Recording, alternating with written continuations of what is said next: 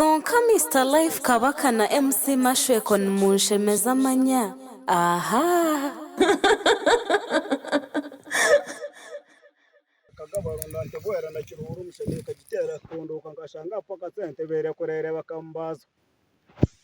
ngashanga iseti kire nshara abashwezi bakaguma benzire za ruhoga rubuze muranki ngwerekerere masinde tikitoro mu nkora ngashanga irarizeyo omukuru Mashweko nenki mukama nakunda obayo nankunda shobundo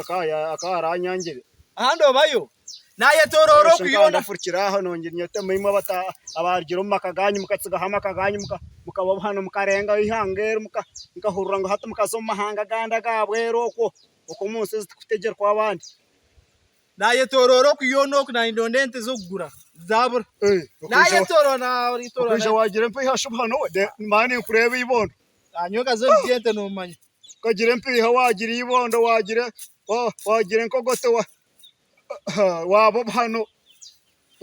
bene kina nashikara ruguru narebende waheza kuziyamazu no makweto kusiona makweto kwaje nareza zarga bwato kunyamizo zazitambuze chifa zona zikutambuza ituma ajate ndiga hareka kugandara ko bente naja kimpiko w'Amashweko kutakampe binumi niene binumi birungi byo kubaga nafune binumi yanye kiyukumi akwari manye ndabucanje buri zobe bene hente zitakuburo kandi yawe zirente za kugura izine bisatu zikwikara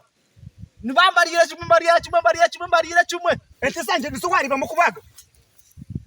ente sanje nizuru kurebera kuza kubaga urukuru kutiri hariye kwenda kubaga ente sabantu ente sanje nizuru kwenda goteka hariye abantu bawe ozrasa gatiye sente hariye nibasije bona basteranireho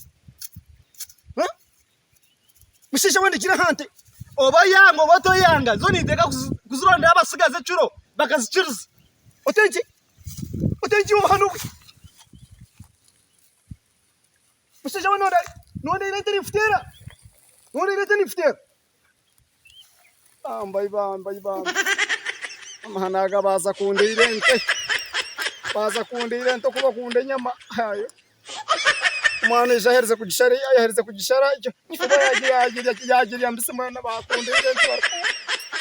baza kundira ente